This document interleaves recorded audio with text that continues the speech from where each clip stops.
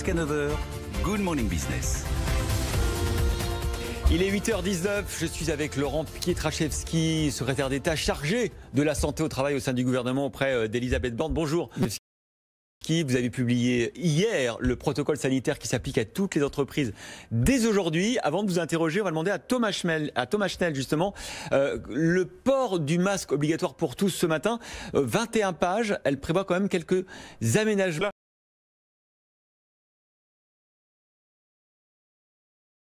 Vous pouvez souffler dans un bureau individuel, le masque n'est pas obligatoire. Autre exception, si vous travaillez à l'extérieur, à condition de pouvoir garder les 1 mètre de distance avec vos collègues. Autrement, de manière générale, le port du masque sera systématique dans les lieux clos, mais il est autorisé de retirer le masque quelques minutes pour faire une pause. Alors, il y a des exceptions, mais elles dépendent de la couleur du département dans lequel se trouve l'entreprise. Oui, dans les départements en zone verte, où le virus circule donc lentement, il faut que la pièce soit bien aérée. Il faut également que les en plexiglas. L'employeur doit mettre à disposition des visières et puis il faut désigner un référent Covid pour informer les salariés. Les conditions se durcissent en revanche en zone orange où là on peut retirer le masque seulement si on travaille dans des pièces de grand volume qui possèdent un extracteur d'air. Et puis malheureusement, pour tous ceux qui travaillent en zone rouge, eh bien là, les conditions sont plus drastiques. Très peu d'occasions de retirer le masque puisqu'il faut avoir au moins 4 mètres carrés d'espace autour de soi. Et puis, il y a certaines professions pour lesquelles le port du masque est impossible et donc il y aura des dérogations. Oui, des discussions doivent avoir lieu cette semaine pour trouver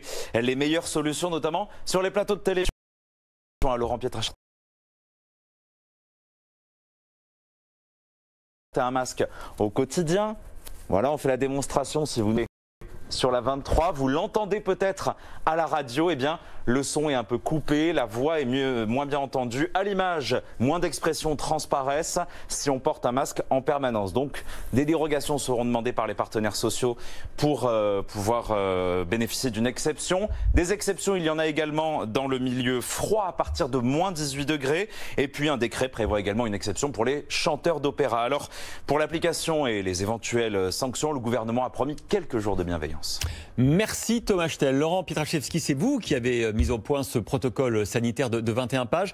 Alors on le voit, il y a une règle générale, on porte le masque en entreprise, mais il y a quand même des exceptions. Le vert, orange, rouge, on est d'accord, c'est le même code couleur que ce qui est annoncé toutes les semaines par l'autorité de santé. Absolument, tout ce qui est publié le vendredi par Santé publique France, il y a une cohérence entre les informations qui concernent l'espace public, mais aussi ce qui concerne la vie en entreprise. Toutes ces exceptions, ces codes couleurs, ça contribue pas, selon vous, à introduire une sorte de risque juridique pour les chefs d'entreprise? Est-ce qu'on pourra se voir reprocher de ne pas avoir appliqué à la lettre strictement chacun des protocoles en cas de cluster, par exemple? Qu'est-ce que je constate sur le terrain ? Depuis le début de la crise sanitaire, moi je vais dans des entreprises, j'y serai encore dans le Loiret dans quelques heures ce matin, ouais. Eh bien je vois des chefs d'entreprise qui sont responsables, qui sont concernés, qui portent leurs responsabilités de sécurité et de santé au travail pour leurs salariés. Moi je pense qu'il faut rester sur la réalité. Comment cela se traduit ? Ça se traduit par le fait qu'on doit fournir des masques, quand on est employeur, on doit fournir des masques en nombre suffisant. Combien ? 2 par jour ? Voilà, 2 par jour, c'est des séquences de 4 heures. C'est ça. Voilà, quand il s'agit de masques jetables, on peut aussi envisager, et ça peut être l'objet d'une discussion dans les instances représentatives du personnel, peut-être de fournir des masques grand public. Vous savez que la recommandation du Haut Conseil de la Santé publique, c'est bien des masques grand public. Mais moi, je comprends tout à fait les employeurs qui préfèrent gérer, on va dire, un parcours de déchets pour les masques lorsqu'ils sont usagés et fournir des masques jetables. On dit que le gouvernement va être tolérant sur... à court terme, c'est-à-dire en combien de temps vous voudriez que ces règles soient strictement appliquées ? D'abord, la règle, elle est en vigueur depuis ce matin. Redisons les choses. Ce que nous avons demandé aux agents du ministère du Travail, eh bien, c'est d'avoir ce rôle d'accompagnement, de conseil, tant des employeurs que des partenaires sociaux, des salariés, dans la mise en œuvre de ces ajustements qui ont été très clairement expliqués par votre confrère journaliste tout à l'heure. Et c'est vrai que c'est pas forcément facile à comprendre. Il y a une règle générale, c'est celle qui s'applique. On porte le masque dans les lieux clos, partagés, quelques ajustements spécifiques qui repassent à l'écran en fonction de la zone où on est et la diffusion du virus. Laurent Pietraszewski, est-ce qu'on peut dire qu'avec ce protocole, on est quasiment sûr qu'on ne va pas reconfiner et qu'on ne va pas fermer les entreprises de manière générale? Est-ce que vous pensez que grâce à ça, on ne va pas arrêter l'économie? Bien sûr que l'engagement que nous avons tous, et tout à l'heure vous me parliez de la responsabilité des employeurs qui sont très engagés pour protéger la santé de leurs salariés. Mais cet engagement, il est commun, il est aussi avec les salariés. On est acteurs tous en tant qu'individus de notre sécurité et de nos santé. L'engagement commun que nous avons, eh bien, qui vise à nous protéger et protéger les autres, il vise aussi à assurer la force de notre économie, notre capacité à la reprise, à la relance. Confinement généralisé, vous êtes d'accord? Il est clair que nous devons tout faire pour éviter de revenir dans une situation de confinement généralisé. Est-ce qu'on peut aussi préciser les règles de fermeture des entreprises? Dans quel cas on sera obligé, on sera contraint de dire à une entreprise, vous pouvez continuer en télétravail si vous voulez, mais en présentiel, ça ne va pas être possible? Le protocole permet le retour en présentiel de tous les salariés. C'est ça d'ailleurs que est-ce qu'on peut contraindre une entreprise? Est-ce que par exemple, s'il y a un cluster qui se déclenche dans les entreprises, vous serez intransigeant et vous demanderez de fermer l'entreprise? Ça fonctionne pas comme ça. Qu'est-ce qui se passe lorsqu'il y a des foyers de contamination qui peuvent se trouver dans les entreprises, mais comme ailleurs? Les entreprises sont des communautés de vie, on s'y retrouve. Il peut y avoir bien sûr des foyers de contamination, et d'ailleurs ça fait l'objet d'un nouveau suivi très pointu que nous avons lancé à la fin du mois dernier. Eh bien, lorsqu'il y a des cas qui s'avèrent dans les entreprises, vous savez, il y a contact avec les ARS, les agences régionales de santé, qui organisent des dépistages massifs. Il y a également des interventions de la directe pour accompagner les employeurs et les salariés, mais également des services de santé au travail. Vous savez, le but, c'est de trouver les solutions ensemble de façon pragmatique. Tout ça a un coût, évidemment, pour les entreprises. Les plus fragiles, est-ce qu'elles pourront se faire aider?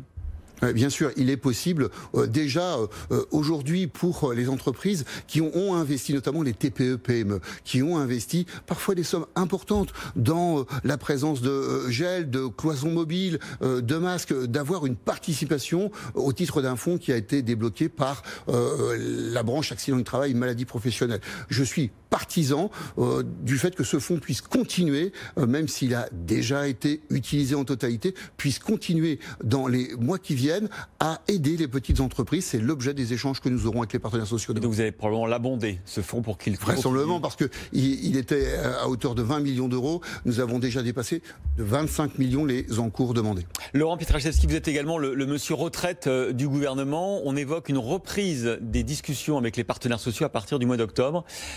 Cette réforme des retraites, elle aura bien lieu pendant ce quinquennat? Il y a un engagement, vous savez, il n'y a pas de secret là-dessus. Le président de la République s'est exprimé, le Premier ministre s'est exprimé. On me relance parfois sur ce sujet, ce que je peux comprendre. C'est votre feuille de route. Macron vous a dit, et Jean Castex vous ont dit, il faut que tu fasses la réforme des retraites. Non, mais revenons sur ce que nous vivons ensemble. Nous vivons ensemble une situation exceptionnelle de crise sanitaire. Je suis entièrement consacré à cette tâche avec les partenaires sociaux.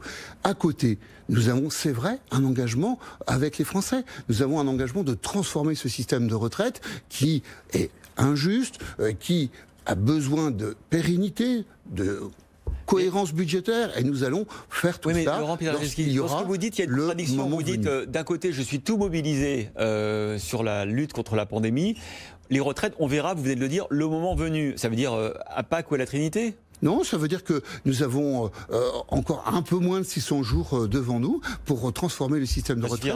Nous le ferons en temps et en heure. Mais ce que je voulais dire simplement là, c'est que ça ne renvoie pas au calendrier. C'est pas évident que vous le ferez, à vous entendre. Il faut rester juste sur la réalité. La réalité, il faut que nous soyons tous engagés pour préserver la santé à la fois de nos salariés, mais aussi préserver la pérennité de nos entreprises. On a bien compris que ça peut compromettre la réforme des retraites. Le volet du temps de travail, l'allongement du temps de travail, au moins dans la vie, c'est un volet c'est un dossier qu'on peut ouvrir, ou c'est la boîte de Pandore ? Ce sujet a déjà été abordé. Vous le savez, dans les réflexions que nous avons eues sur l'ancien projet de loi.